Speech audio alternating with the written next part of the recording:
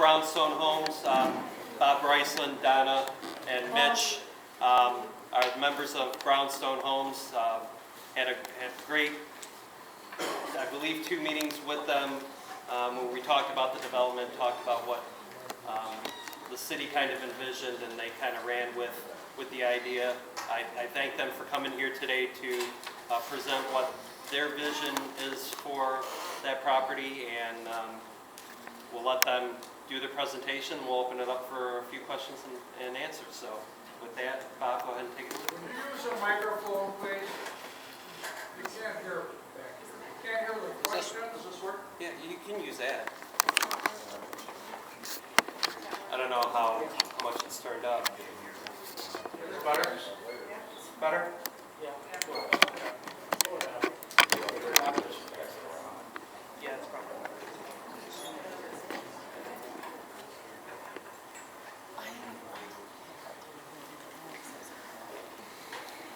Okay, as the mayor said before, we are Brownstone Homes, and before we get started, we'd like to thank all of you, including the mayor, the board, and basically everyone here for even considering us and giving us the opportunity to come and kind of present our ideas to you of what to do with Little League Drive.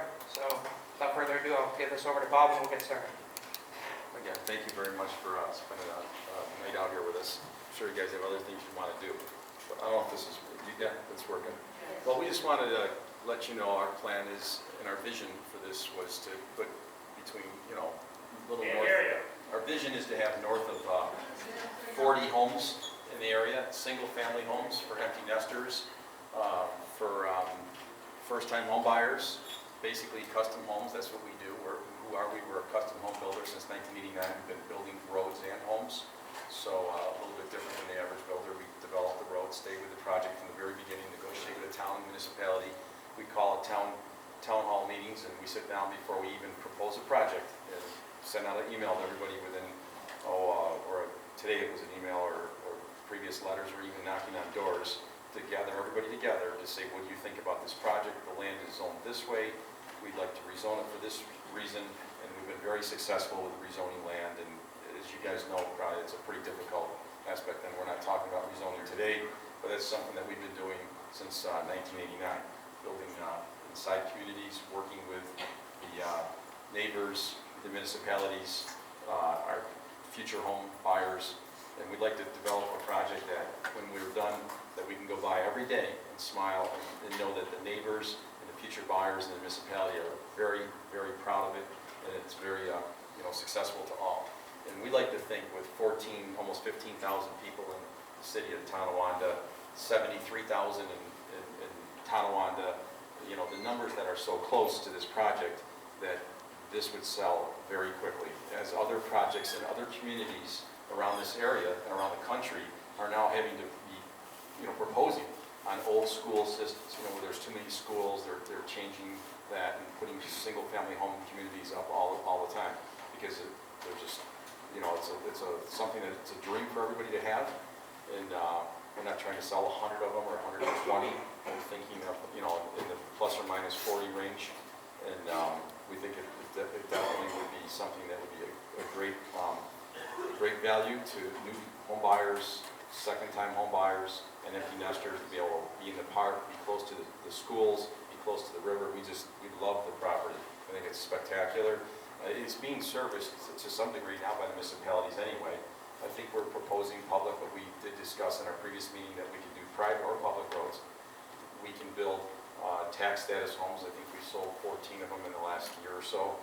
And but we've been advised the RFP is to try to generate the most tax dollars for the community and stick with single-family homes, and that's what we're planning on doing. If there's a change in the community says we'd rather see, tax status homes, we're glad to propose a proposal for that, but we didn't, bring that today because we've kind of been staying focused on the RFP and what the requests have been from the board members. So we are proposing homes. You can look and see some of them as an example. We're going to be starting out in the 1,400 square foot range, and because we're custom home builders, to whatever someone would like within reason, on similar lots that are to the same size lots on Fletcher or on the corner with Hamilton, and just the lots that are within the same neighborhood. Here's Mitch, he wants to say a few things about Brownstone, and then we'll give him to Donna and her team. Okay. Before we kind of go over everything, I just kind of want to introduce ourselves and kind of give us, give you guys an idea of our background. As you've already met, this is Bob over here. He is the owner and president. He's been the head of operations since day one, over 25 years ago in 1989. It's when the first home was built, as well as the first road we've ever built. We do have experience doing both, in multiple municipalities. To the left of me is, to your right, is Donna Bryceland. She's our chief designer and interior architect. She has a degree in interior architecture, and she has been doing designs for over 20 years. And also, not here tonight, Donna has a team of 2 other designers. They handle all our interior architecture design and some exterior as well.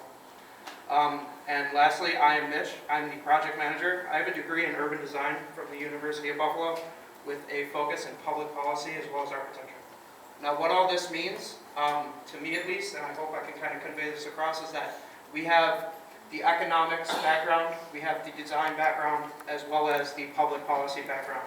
So I like to think that we're very well-rounded as a team.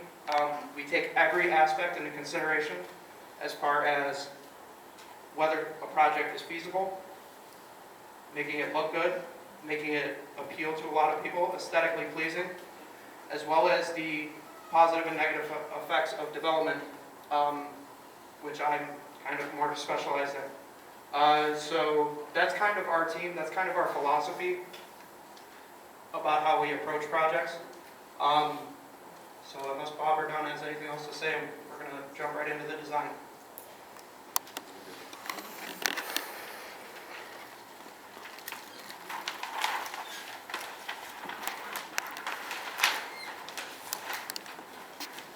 Okay. Before we did any design work, when we first heard about the project from Mayor Davis, we wanted to think of a vision statement in a similar way that a company has a mission statement. And we sat down and we thought, what do we envision on this piece of land? We looked at the survey, we looked at the RFP, we looked at all the factors, and we realized that we want to build energy efficient, long-lasting, and aesthetically pleasing homes at a modest price, which is what Brownstone has been about since day one, and what we will continue to be about. We love this piece of land. We have not built in the town of Tonawanda or the city of Tonawanda. We're usually focused in Clarence, Amherst, Williamsville, Lancaster. But with that, we do have experience in infrastructure. We do have experience in home building. At any size, at any price point, we can do it. Our vision for this land is to have our product, our quality product on this land because we love the land. We love the location. We love the way it is constructed. And we love our design for it. We came up with 3 preliminary designs. We'll show you the first one.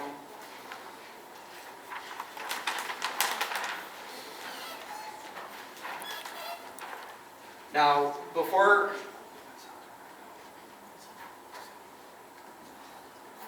we get into the, the actual, meat of what we've come up with, we want to let you guys know that this is all open for input, discussion, opinions, anything that you guys have to say, we're open to. This is preliminary. This is nothing but a bunch of lines. Nothing set in stone. We want to hear from you guys. We want to hear from the board. We want to hear from everyone involved. We're very flexible when it comes to this stuff. We want to make everyone happy. We want to make sure people are accounted for.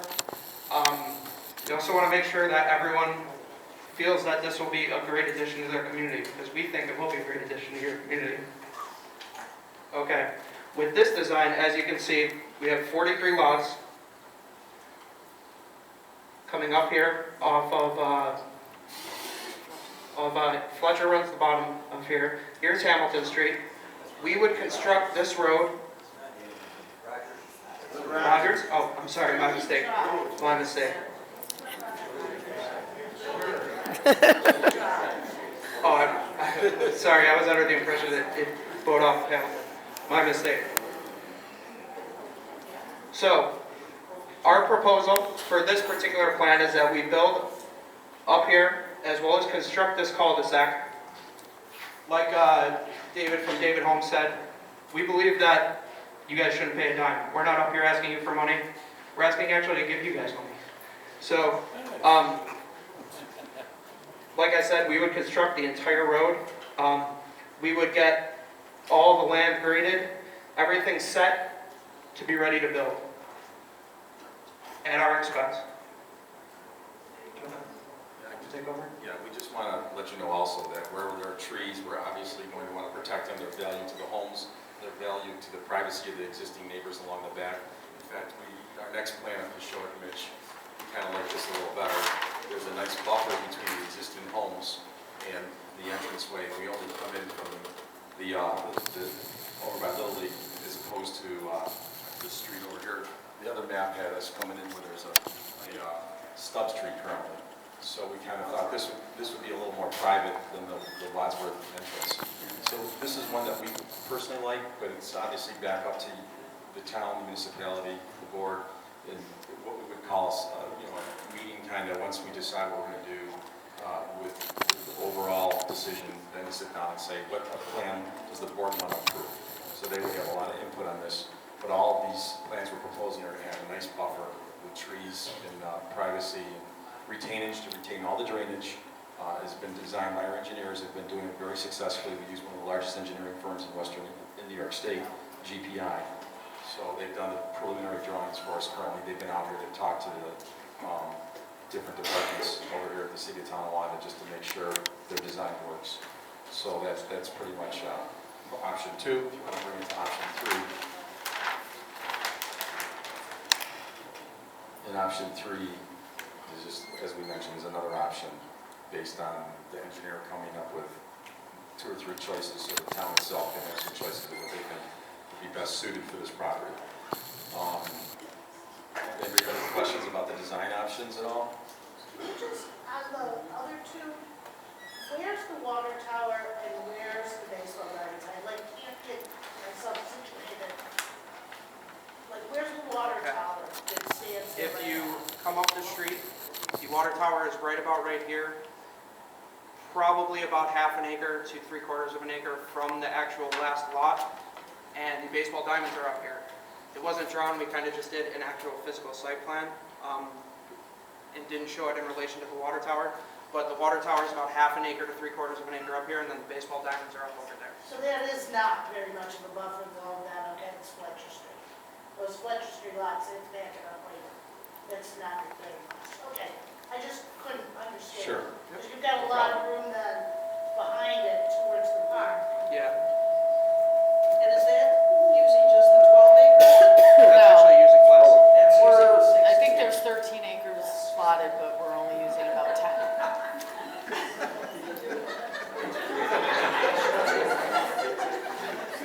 Thank You guys special. Couldn't figure out where those are. I think we'll just try and talk louder. It's Yeah. not hard for us to do. Any more questions about the site development? What's the squiggle over in the top left of it? Right here, Yeah. that's a retention pond. The great part about that is, not a single sump pump in here will ever have to run.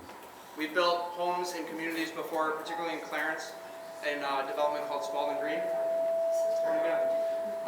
In Spalding Green in Clarence, where there are a series of retention ponds. There's about 1 retention pond for every, I'd say 30 to 40 homes in the area. And the sump pumps never run. How far from the creek is that? Say that again? How far from 2 Mile Creek? It's at least half a mile, quarter of a mile. Are those roads that are coming in all existing No. now? It exists up to about right here. So which road is that? This is Little League Drive. Okay. This is just, this is basically how we would construct the road itself. So you would reconfigure. We would reconfigure it. And is it exactly. Little League Drive on all 3 options? Hold on, can we let them finish their presentation, and then we'll open it up for questions. This way they don't get sidetracked on. They asked for questions. I did regard to the Oh, site. did you? I'm sorry. No, that's okay. It's basically as they're all coming from Little League up and into the subdivision, and yes, that's, Little League yes, area. yeah. Now, those are 3 conceptuals. You guys can certainly, come up here at the end and, we'll have them spread out and you can look at them. Now, just as a kind of, give you guys an idea of the process, as far as road construction goes, like we said before, we're bearing every cent that's spent on the road as far as reconfiguring, stoning, paving, Sewer drainage, sewer, everything is on us. To give you guys a brief idea of the timeline, once the land is obtained, we will immediately go to produce a site plan. We will have a site plan for review within 30 days of us obtaining the land to be reviewed. May not be approved, may be changed, but it will be for review. There will be something on a desk in 30 days. The road construction, because we're going into winter, it's kind of iffy with the timetable. Could take anywhere from 3 to 6 months. Like I said, it's, depending on the winter, it's a little iffy. Last winter, I think there was 42 days that were shut down from our road construction people, so it just depends on the way it goes. And you can't put the asphalt down in the winter, so there'd be some work they could do, sewer, some rough grading, but the bulk of the work will be done in the spring, or, provided that the approvals come as soon as possible. And as soon as the road would be complete, we would immediately seek permits to start building houses, the first round of houses, because we would, attempt to build them runs of about 4 to 6 Right. at a time. And the reason for this kind of accelerated timeline is for the people in the surrounding areas, we want to not be in their backyards for 5 years. We want to, move the project along, and for all the people around, it's like, okay, I don't want to hear this, listen to this for 5 years. So we're trying to get it in a reasonable amount of time and reasonably not affecting as many people. I would have to say too, the number one issue is, for every house that's built, there's someone happy and somebody unhappy. We're hoping to make more people happy.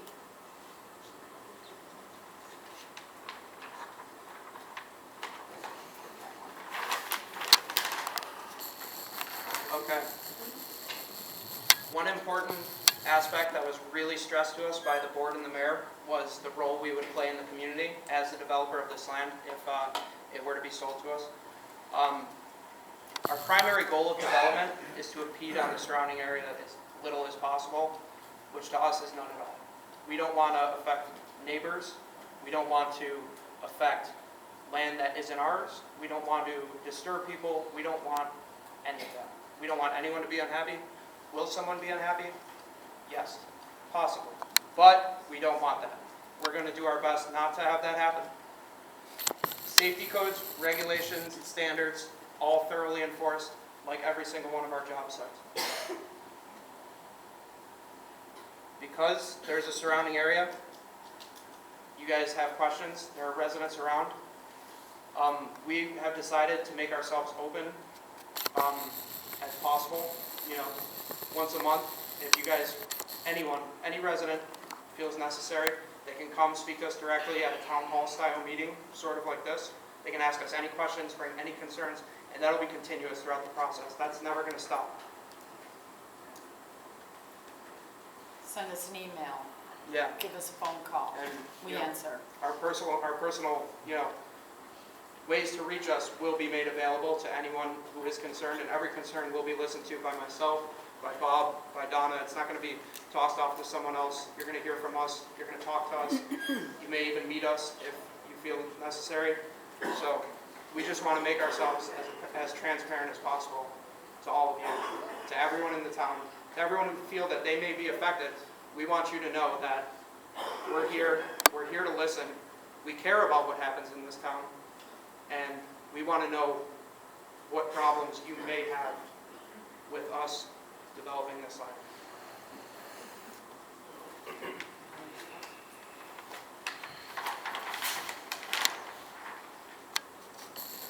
And this is just kind of a bit of a reiteration of that.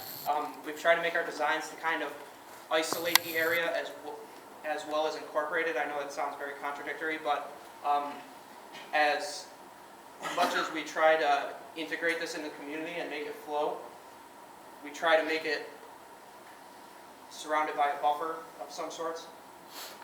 As you saw in the earlier designs, and as you'll see later on when you walk up, there's the buffer down below between Fletcher Street, the buffer up above.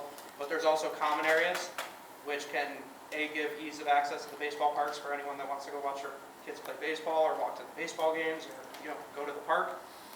But there's also that area that's still being preserved as green space. Because we're building a road, because we're building houses, because we're developing, that doesn't mean that every square inch has to be used. We don't want to do that. We want to keep areas green because people like that. And probably the most important aspect of everything as far as this presentation goes is that this is your community. Every single person in here, this is your community. We're the developer. We're looking to build a road. We're looking to improve upon this piece of land, which we think has a great location and is a beautiful piece of land. But this is your community. So that's why we're so open to feedback, to opinions, to concerns, to anything, because this is you guys.